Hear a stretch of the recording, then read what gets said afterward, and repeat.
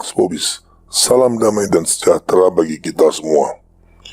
Dari dua video sebelumnya sudah sangat jelas bahwa kita sekarang masuk dalam periode akhir zaman, di mana gereja Kristus eksis bersama-sama dengan gereja antikristus di dalam satu wadah gereja Katolik, tepat seperti perumpamaan gandum dan lalang.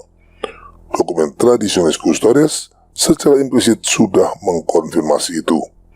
Keberadaan gereja antikristus ini menjelaskan semua anomali yang terjadi di gereja Katolik pasca konsili, mulai dari berbagai sakrilegi terhadap tubuh Kristus yang sengaja dibiarkan terjadi melalui penerimaan komuni di tangan, skandal homoseksual yang begitu mengakar di kalangan hierarki, skandal doa bersama semua agama, Paus mencium Quran, Paus membiarkan azan berkumandang di Vatikan, skandal pajamama di Basilika Santo Petrus, dan banyak lagi.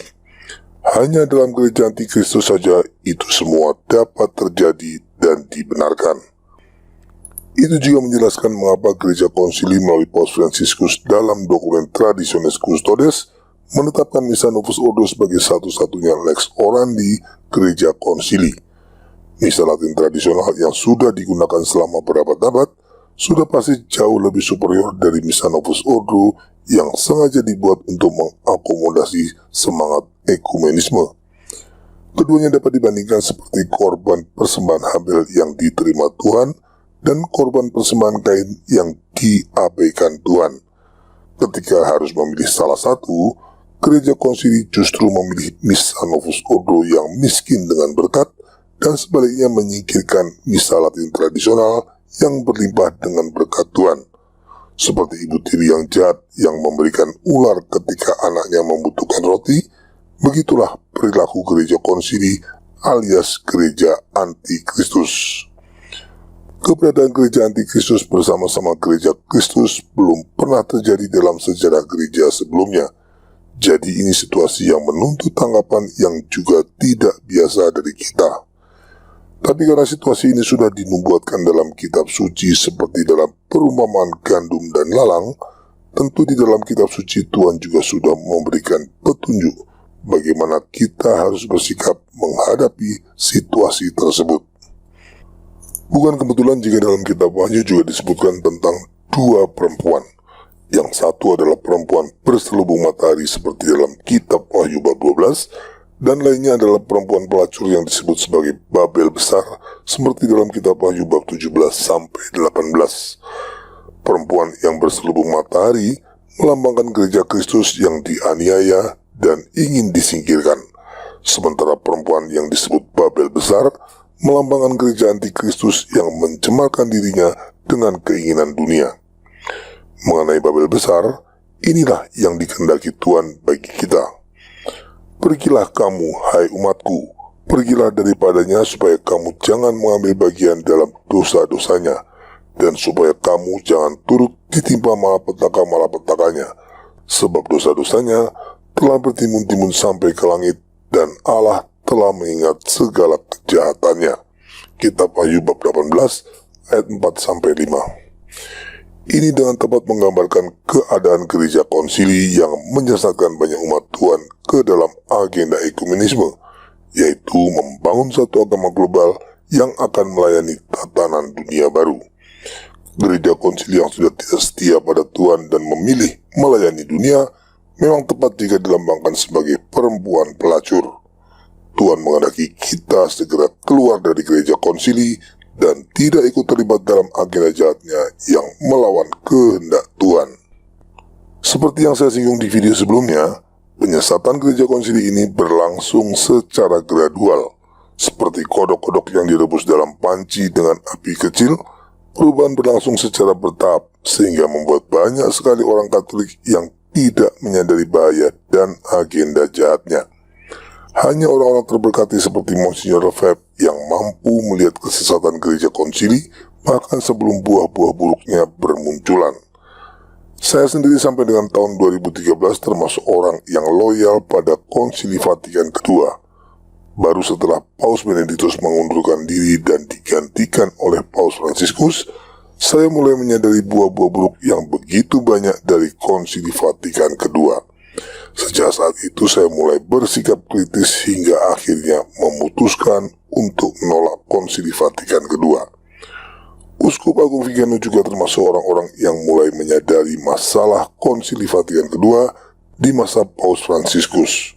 Secara jujur dia mengakui dalam sebuah pernyataan publik bahwa selama ini dia telah tertipu.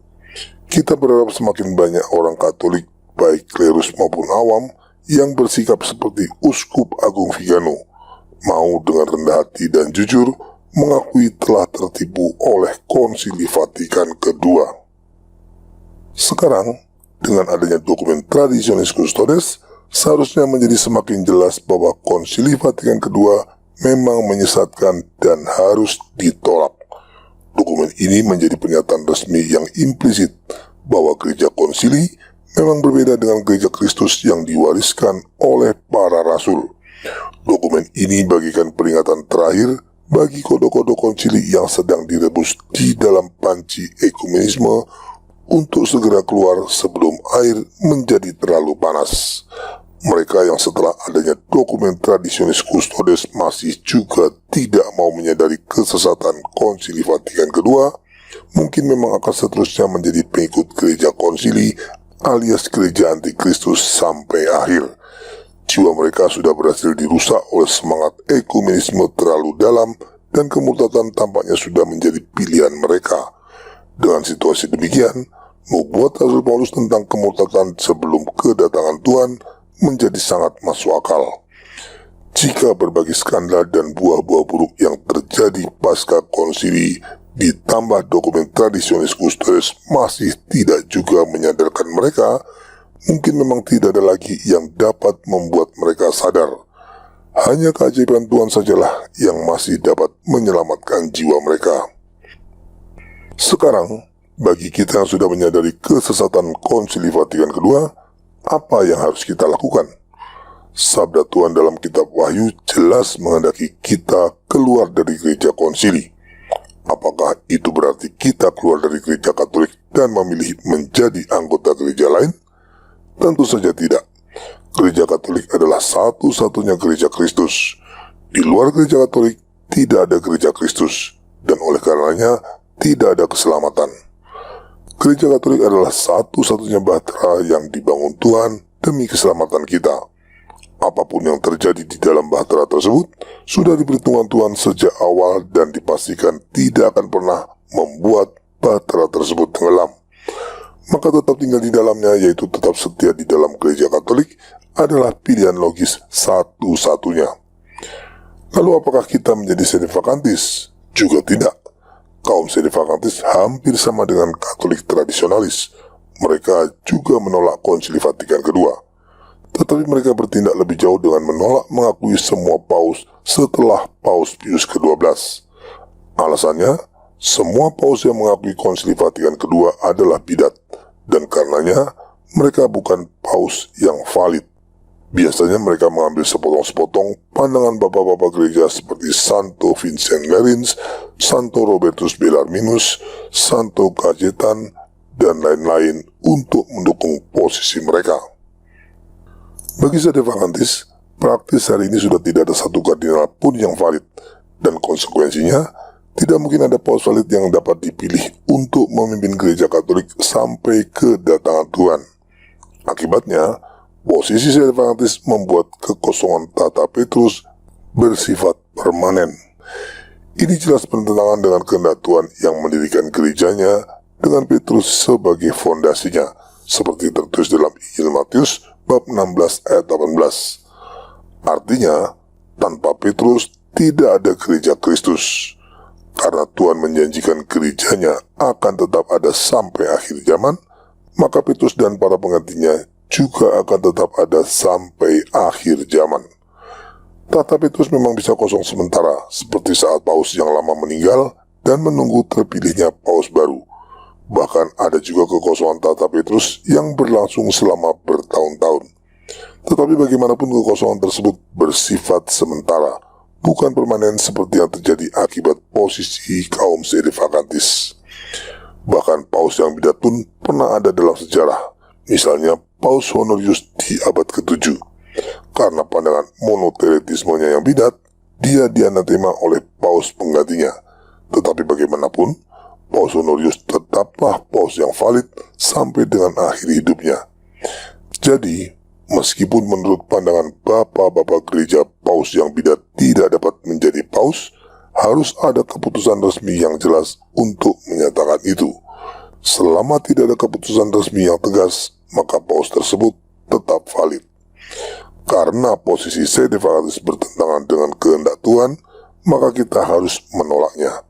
Kaum sede vacantis pada dasarnya adalah skismatis. Mereka tidak lagi menjadi bagian dari gereja Katolik. Oleh karenanya, kita tidak bisa mengikuti posisi mereka yang sesat.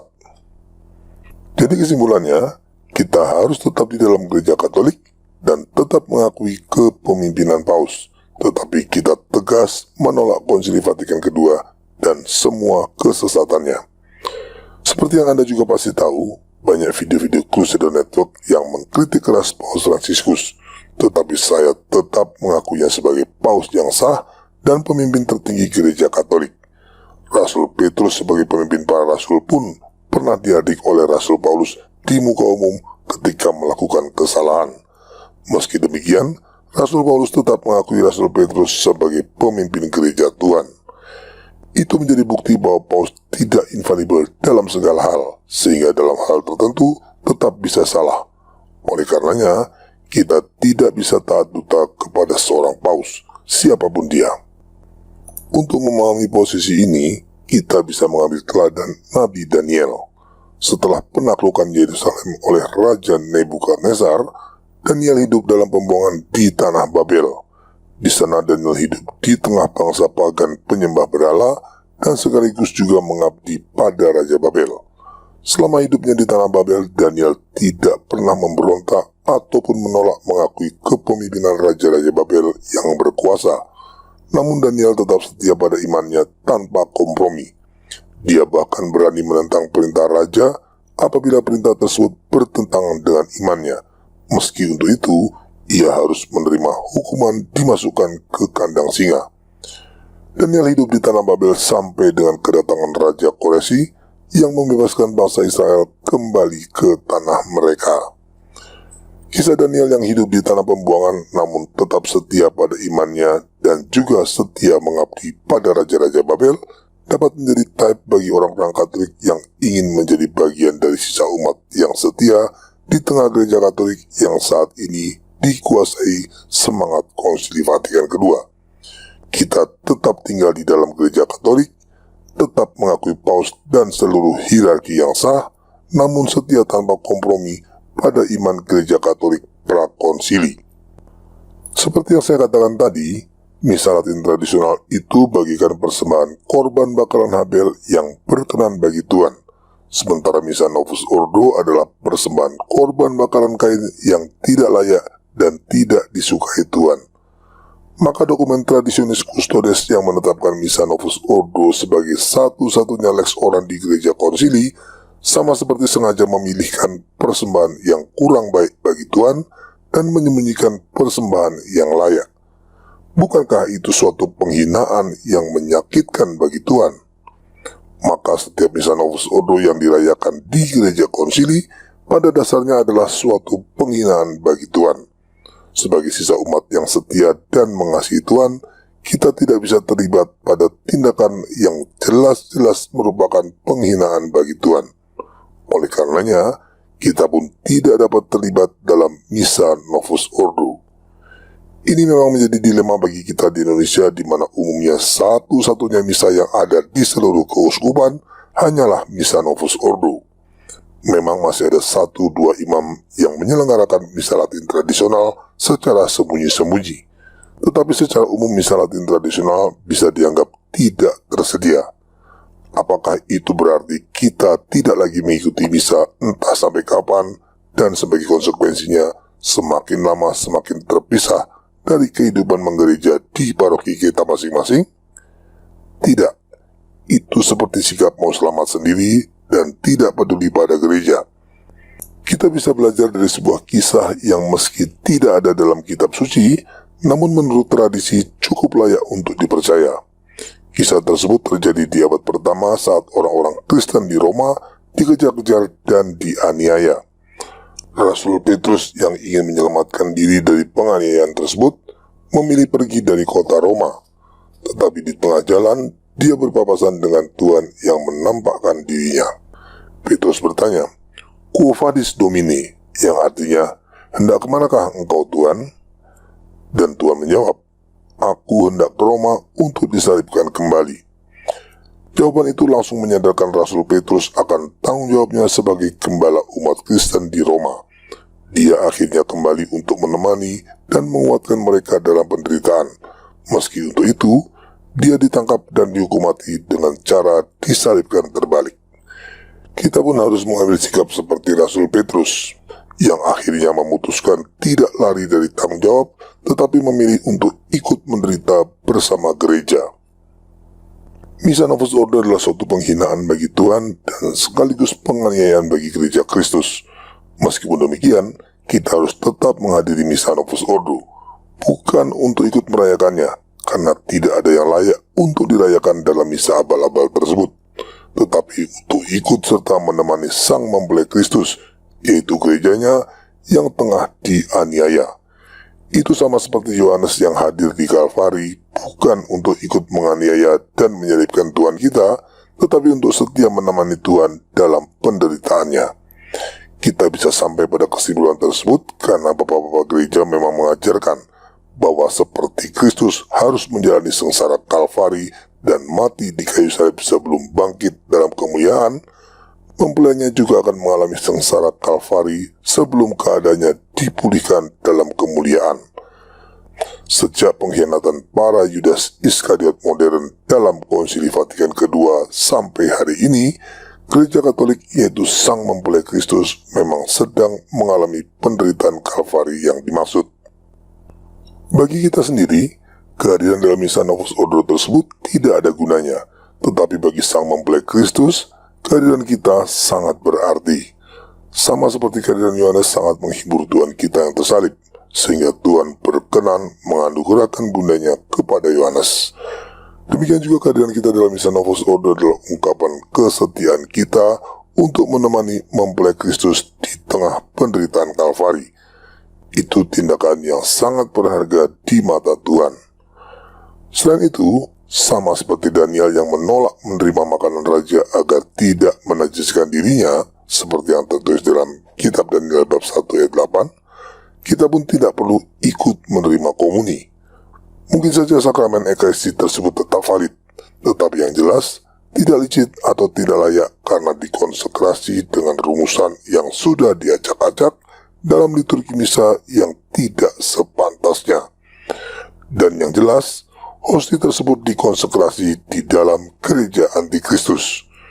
Itu kurang lebih sama seperti sakramen Ekaristi yang dikonsekrasi dalam perayaan misa gereja Ortodoks. Sakramen tersebut memang valid, tetapi tidak licit karena dikonsekrasi di luar gereja Kristus. Tidak menerima komuni Misa Novus Ordo juga berarti kita menolak untuk ikut serta dalam penghinaan terhadap Tuhan dan penganiayaan terhadap gerejanya. Tetapi tidak menerima komuni pastilah merupakan penderitaan berat bagi kita.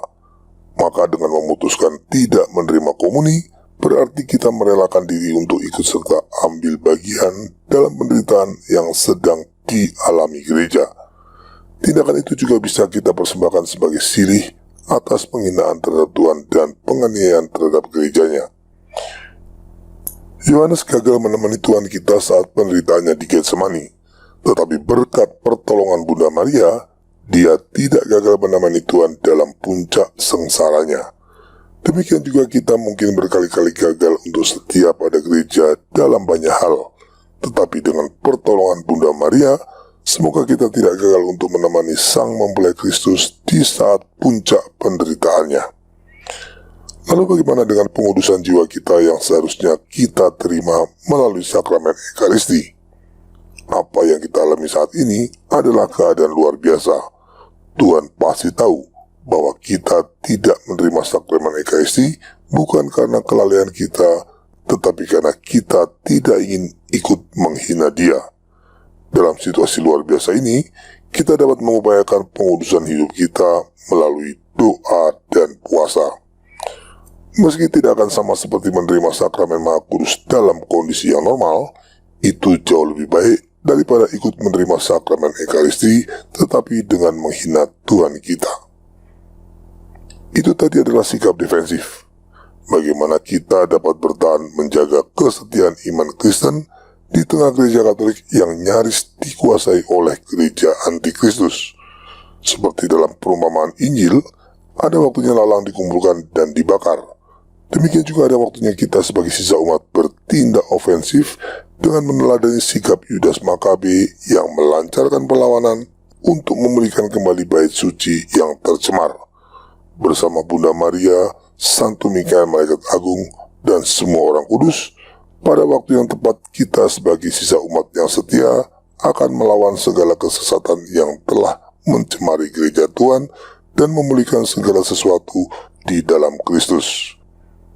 Sambil tetap terbuka pada bimbingan Roh Kudus, sejauh yang saya tahu itu tadi adalah pilihan sikap terbaik yang dapat kita ambil saat ini untuk menghadapi situasi luar biasa yang sedang terjadi di gereja Katolik. Sebagai kesimpulan akhir dari seluruh video, di balik keputusannya yang mengecewakan banyak orang, dokumen Traditionis Custodes justru telah membuat topeng yang menutupi wajah buruk Konsili Vatikan II menjadi terbuka.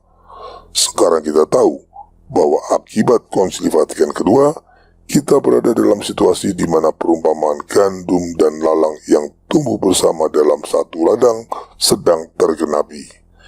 Kita sedang hidup dalam suatu masa di mana gereja Kristus eksis berdampingan dengan gereja antikristus. Tuhan tentu saja menghendaki kita keluar dari jebakan gereja antikristus yang menyesatkan, namun tetap setia berada di dalam gereja yang didirikannya.